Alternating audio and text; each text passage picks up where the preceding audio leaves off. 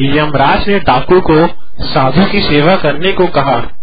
एक साधु व डाकू यमलोक पहुँचे। डाकू ने यमराज से दंड मांगा और साधु ने स्वर्ग की सुख सुविधाएं। यमराज ने डाकू को साधु की सेवा करने का दंड दिया। साधु तैयार नहीं हुआ। यम ने साधु से कहा, तुम्हारा तप अभी अधूरा है। मृत्यु के बाद एक साधु और एक डाकू साथ साथ यमराज के दरबार में पहुँचे। यमराज ने अपने दही खातों में देखा और दोनों से कहा, यदि तुम दोनों अपने बारे में कुछ कहना चाहते हो तो कह सकते हो। डाकू अत्यंत विनम्र शब्दों में बोला, महाराज, मैंने जीवन भर पाप कर्म किए हैं। मैं बहुत बड़ा अपराधी हूँ, अतः आप जो दंड मेरे लिए तय करेंगे मुझे स्वीकार होगा।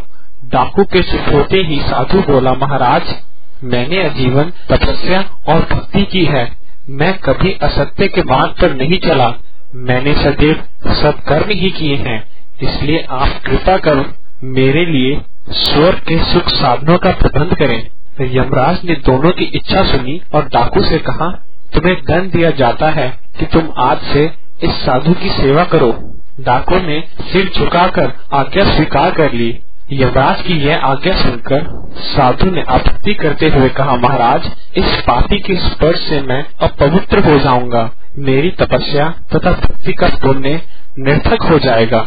यह सुनकर यमराज क्रोधित हुए और बोले, निर्वात और भोले व्यक्तियों को लूटने और हत्या करने वाला तो कितना विनम्र हो गया है और तुम्हारी सेवा करने को तैयार है। और एक तुम हो कि वर्षों की तपस्या के बाद भी अहंकार ग्रस्त ही रहे और यह ना जान सके कि सब में एक ही आत्म तत्व समाया हुआ है।